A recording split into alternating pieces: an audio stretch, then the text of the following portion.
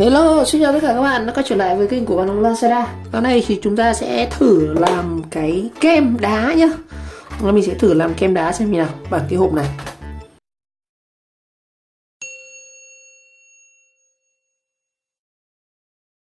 Rồi, nguyên liệu các bạn sẽ cần cái hộp này và chúng ta sẽ cần thêm cái khuôn kem. Khuôn kem này mình có thể mua ở trên Shopee, Lazada hoặc là mua ở các siêu thị, nó cũng rẻ thôi. Cái này khoảng là 24.000 nhá. Đây có cái khuôn này. Cái khuôn này thì nó là theo khối nhá. Số khuôn thì nó là cái khuôn tách rồi từng cái một. Ở đây mình có cái khuôn liền khối này, có đủ 4 màu luôn, nhìn rất là xinh. Mà nhìn cũng hơi bẩn. Và nguyên liệu chúng ta sẽ cần là cái gói này. Người chủ yếu mình sẽ review gói này. Nó là kem đá Nhật sơ bích. Cái này làm rất đơn giản, nó chỉ cần pha với nước vào, bóc này ra pha nước là chúng ta cho tủ lạnh là chúng ta có luôn kem, rất đơn giản. Và vị của nó là vị dưa lưới. Cái này thì dùng cho 4 người và khối lượng tịnh là 46g. Có này khoảng 12.000 nha anh em, 12.000 mà không dùng cho bảo quản. Cách dùng đây này thì anh em hòa cái bột Cebic này vào cái tô. Một hộp này thì chúng ta sẽ hòa với 200ml nước. Đó. Nếu mà không có nước thì các bạn thể dùng sữa tươi thì nó sẽ ngon hơn. Sau đó khuấy đều và chờ tan hết bột thì chúng ta sẽ đổ vào khay này. Đơn giản đi. Và để vào khay đá là khoảng từ 3 đến 4 tiếng. Đó, cái này sản phẩm của công ty Hau Việt Nam, nó thuộc công nghệ của Nhật Bản, Osaka thì đấy. Thành phần của nó thì có là đây, thành phần của nó gồm có đường, bột kem, dầu dừa, mascot, casterin, rất nhiều thứ, gluco, sữa bột bổ sung béo, muối iốt, rất nhiều. Và sản phẩm này thì có một chút trứng nha anh em. Đấy, bảo quản hơi khô thoáng. Ở đây thì mình có một hướng dẫn là lượng dùng tùy theo nhu cầu, khuyến nghị 1 đến 3 ngày một hộp cho độ tuổi từ 3 đến 9 tuổi. Một hộp một ngày đối với nam thanh thiếu niên. Đó. Rồi, đó. Hộp nhìn rất đẹp, giá rẻ và có rất nhiều vị sô-cô-la, vị sữa, vị đây mình mua cái vị dưa tươi ăn cho nó mát. Hạn sử dụng là 1 năm nhá. Đó, hạn sử dụng 1 năm. Bây giờ mình sẽ bóc ra, chúng ta thử xem bên trong có gì. Làm đơn giản lắm, chỉ cần hòa nước đổ khuôn này là xong. Tí mình sẽ đi rửa cái khuôn này. Trong chúng ta sẽ có là một gói bột này nào, không có gì à? Một gói bột Cebic dưa lưới này đây. Một gói này là 460. Một hộp này cái này là 460g nhá. Chúng ta sẽ phải hòa 200ml nước. Bây giờ như trước tiên mình sẽ đo thử là với 4 cái kem này thì là bao nhiêu lít nước ấy. Rồi mình sẽ đổ cái bột này ra cái này trước.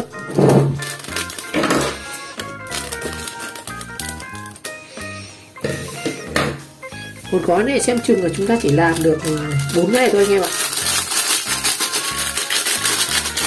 Nó khá là ít. Rồi bây giờ quan trọng là làm sao mà kiếm được 200ml nước. Bây giờ nhà mình có dụng cụ đo. Đấy anh em, mình có một cái chai như này. Cái chai này thì nó không có dung tích. Cái chai này nhìn rất giống cái chai khóa học nhưng mà không có. Ở đây thì mình có một cái lon bia. Lon bia này thì nó rơi khoảng là 330ml. Thì để ra 200lít thì chắc là mình sẽ bớt được khoảng tầm này, ước lượng vậy. Hoặc là mình sẽ thử đây, mình sẽ đổ cho anh em nhé. Ví dụ một cái lon này.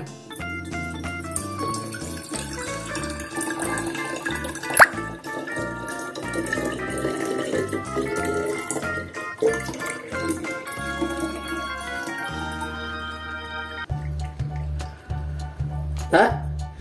Như vậy theo mình đo thì là cái lon 310lít này thì nó sẽ ứng với cái lọ này. Đó.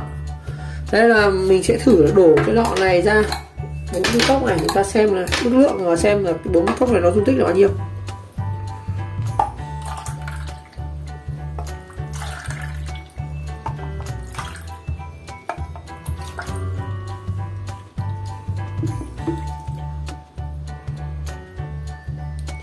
Như vậy là một cái cốc này thì mình đổ đầy được 4 khay này luôn này. Như vậy thì 4 cái khay này nó tương tự, nó tầm khoảng là 330ml.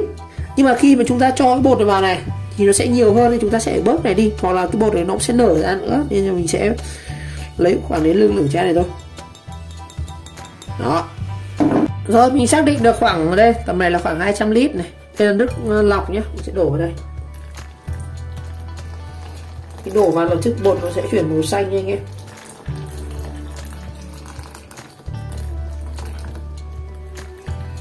Rồi bây giờ chúng ta sẽ ngoáy cái bột này. Cái này họ làm sẵn nên đơn giản lắm.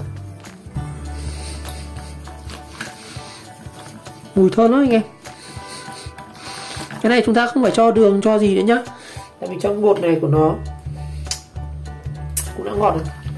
Mùi rất là thơm. Mùi như kiểu mùi sữa bở ấy.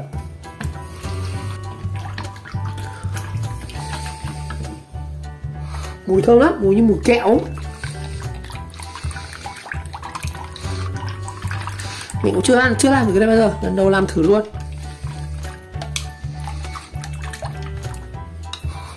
Mùi rất là thơm. Đây, nó còn chưa tan hết bột rồi. Còn rất nhiều bột ở dưới này. Mình ngoáy kỹ nào nó vẫn còn bột chưa tan nhé. Rồi, công việc tiếp theo là các bạn sẽ đổ vào cái khuôn này.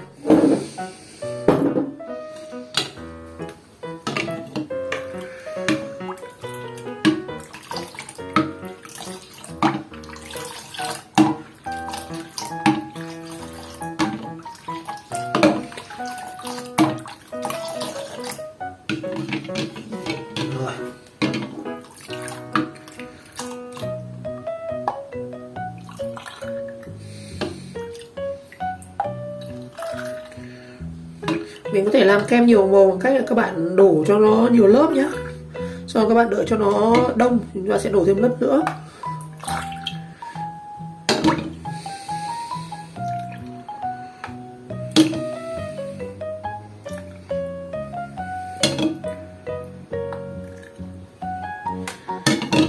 Chỉ cần bị thừa thôi anh em.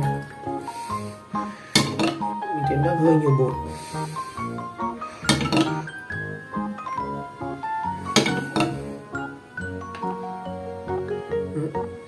Cái này cũng vừa đấy, không đến nỗi nhiều đâu.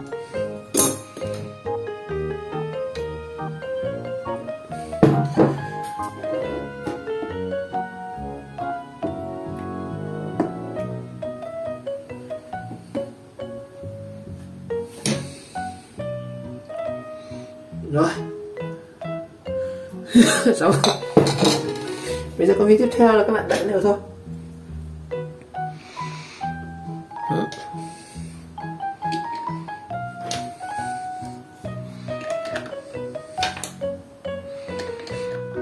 Rồi công việc tiếp theo là chúng ta cho tủ lạnh thôi. Đây, với kính trôi đặt trong tủ lạnh.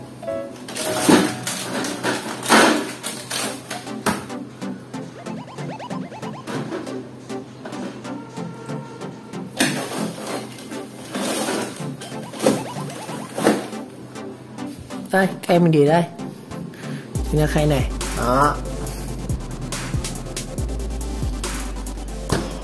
Rồi thời điểm mình làm là khoảng 2:30 nhá. Chúng ta sẽ chờ khoảng 4 tiếng đến khoảng 6:30 hoặc 7 giờ đấy, chắc là sẽ ăn được nhá. Ok.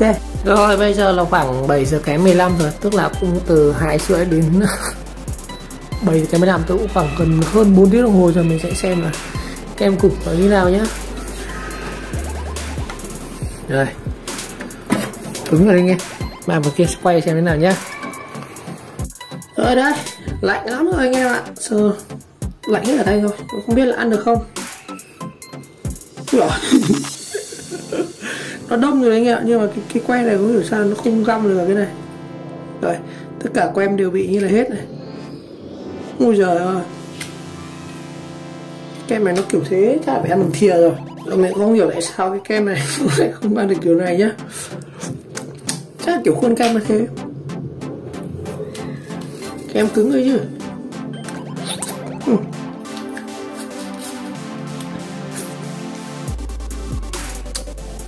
Nó còn ngọt như kiểu kem mút này.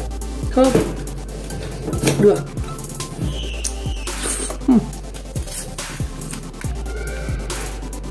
Ở dưới chứ đông hết rồi nhỉ. Mà ăn cũng được nhá. Bây giờ nó chưa đâu. Những 4 tiếng chứ chắc ăn được đâu, nhưng mà tại kháng này thì mình cũng review đến đây được rồi. Này, cái phần này nó vẫn chưa đông hết.